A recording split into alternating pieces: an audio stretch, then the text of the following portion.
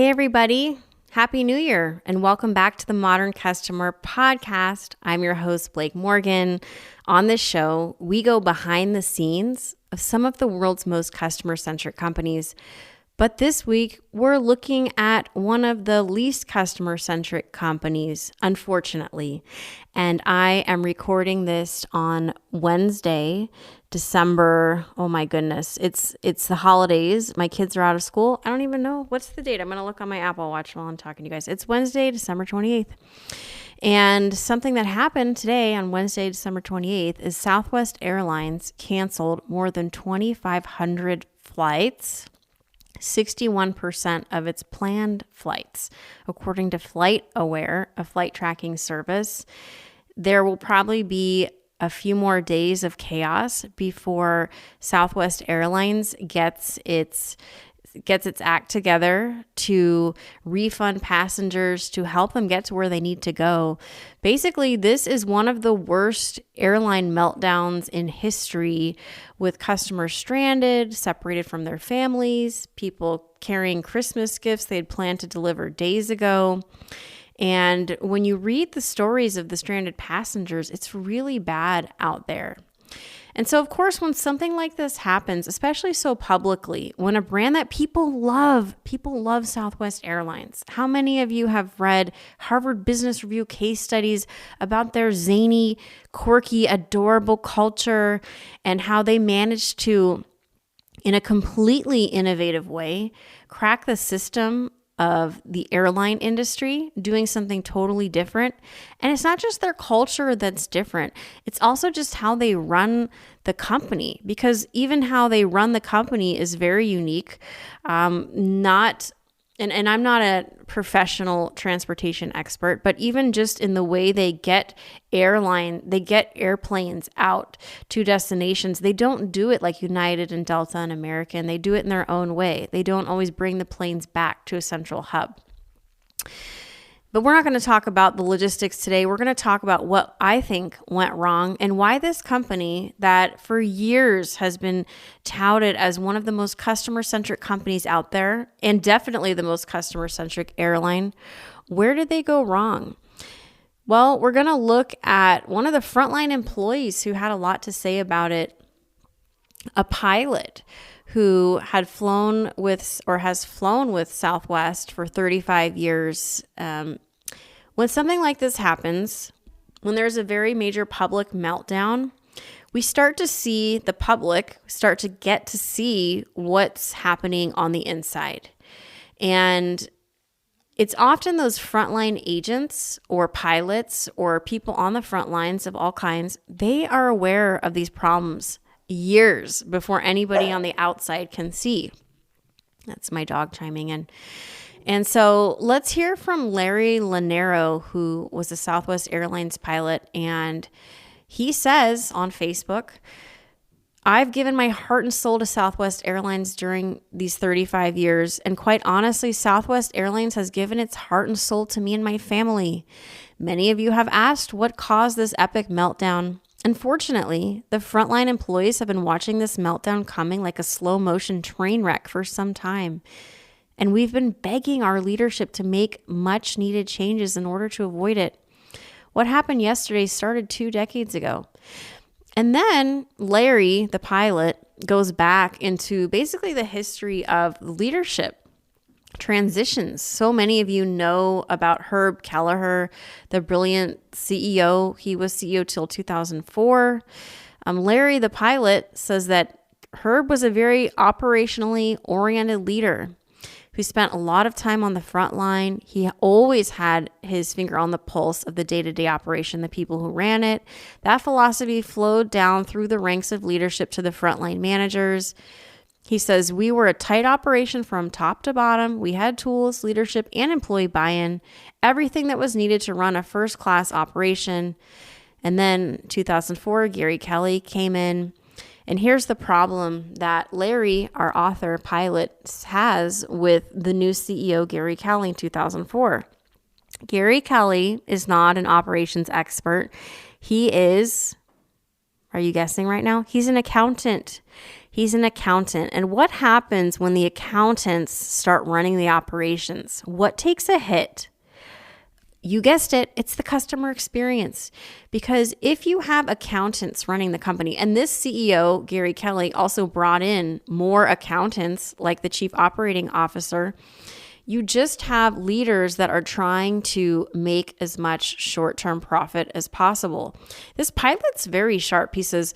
They all disengage the operation, disengage the employees, focus more on return on investment, stock buybacks in Wall Street.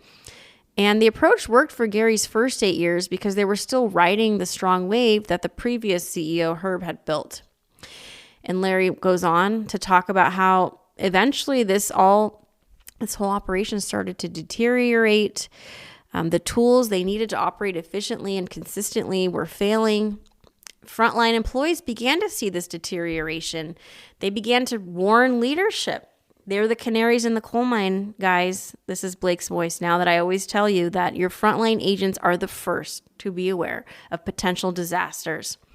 But with these accountants running the company, the focus was on finance, not operations. And then Larry basically provides a historical list of all the things that went wrong, from a half dozen small-scale meltdowns during the mid to late 2010s. They were still operating with 1990s technology. And then basically what Larry says is that COVID in a way helped Southwest because they were able to conceal really serious problems in technology, infrastructure, and staffing because so many airlines scaled down during COVID. And Gary Kelly retired as CEO in 2022. Bob Jordan was named the new CEO, but Larry says it was just too late for Bob Jordan. And basically, it's going to take years to repair the damage of this company that was run so poorly for the last 16 or so years.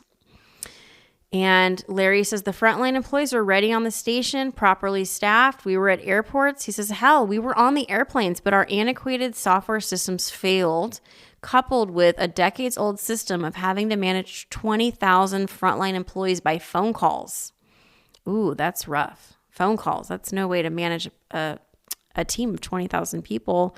They didn't have any automation. And then he says, we had a routine winter storm across the Midwest last Thursday. A larger than normal number of flights were canceled as a result. What should have been one minor inconvenient day of travel turned into this nightmare. And then all of you know that the other airlines were able to fix the issues and get back to work very quickly, United, Delta, American.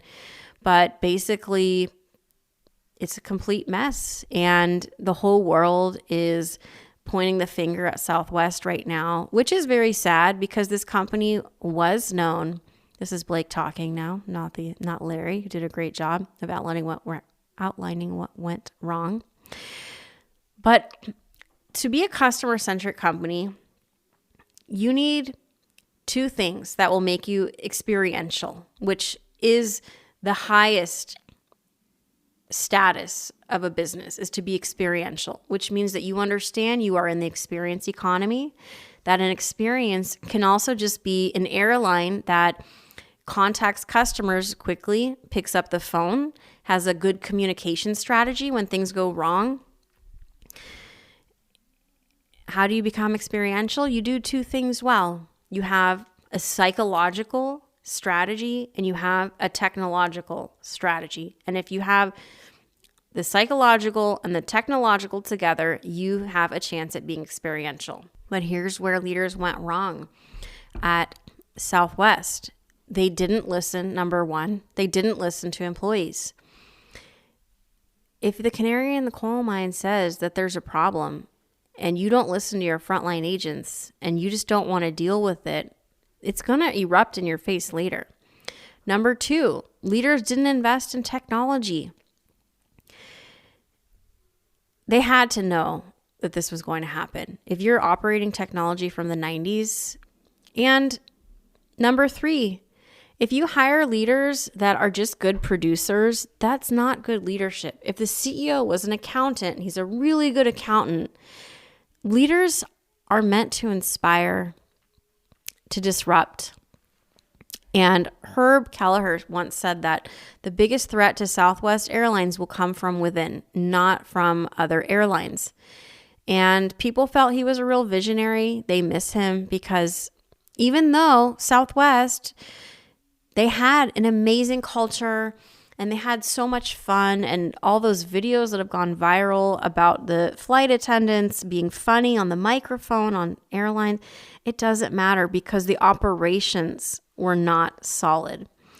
I read one other thought leader on LinkedIn writing about this issue, and he said that basically the way that other airlines run their companies, Southwest said, oh, we're different. The logistics and operations of our airplanes, everything is different from how it's done. Well, how it's done works well for some of these airlines. And so there's a reason they don't veer too far from the core thing that works. And so unfortunately, Southwest Airlines has to now dig itself out of this PR nightmare because these are real people that are stranded, that wanted to get to their family over the holidays. How frustrating. I've read stories of people having to drive many, many, many hours. Their luggage is gone. They've missed Christmas. They can't get a hold of customer service. They have no information, and how frustrating and upsetting. And flying is a very emotional experience for many reasons. And so Southwest Airlines let down employees because they didn't give employees the tools they needed to do their jobs, to communicate with one another, to manage a team of 20,000 frontline agents using phone calls. I'm sorry, what? Right. So they let down employees, and in turn, of course, it let down the customer experience. And I'd like to leave you with a last thought about life, that business and people, sometimes you can talk about them interchangeably. For example, when a person or a business is squeezed, whatever is inside seeps out. So if there's a lot going on outside in the outside world, and in the last years there has been a lot going on outside, those of us that are prepared, that have the tools to survive these difficult times, those people triumph because they're prepared, they've got everything they need to be able to get through a difficult time. But if a business is just full of spaghetti, using Band-Aids, trying to just get as much profit as possible quarter to quarter, they're not taking care of employees. The employees are frustrated because they want to do a good job, but they can't. And so when the airline is squeezed because of a weather event, whatever is inside seeps out. And for Southwest Airlines, it's nothing good. And it's a shame for the frontline workers. And now, this is the beginning of investigations. The Senator Maria Cantwell, the chair of the Senate Commerce Committee, said in a statement that many airlines fail to adequately communicate with consumers during flight cancellations. She said, consumers deserve strong protections, including an updated consumer refund rule. These are basic things that, how dare these airlines do this to customers? Not refund them, not communicate with them. Would you want your friends and family to be treated like this? No, you wouldn't. And that is why it is so important to start investing in customer experience, something I've talked to you guys about every week. Let's look at Trisha Griffith, CEO of Progressive Insurance. She has quadrupled their stock in the last 6 years at a time when most insurance companies are shrinking. And I love what she says, because she says you should invest in things that are unscalable and unmeasurable. That's the opposite of how an accountant would run their business. If Trisha Griffith were running Southwest Airlines, what would she have done differently? I'm sure she would have focused on culture, but she probably also would have looked at the technology happening inside the company. And it's just a shame of what happened to Southwest, because they're going to have to crawl out of this disaster. I think there's going to be investigations into the company, but it's a great cautionary tale for all of us that don't understand the value of investing in customer experience, that aren't making customer-centric decisions in every corner of the company.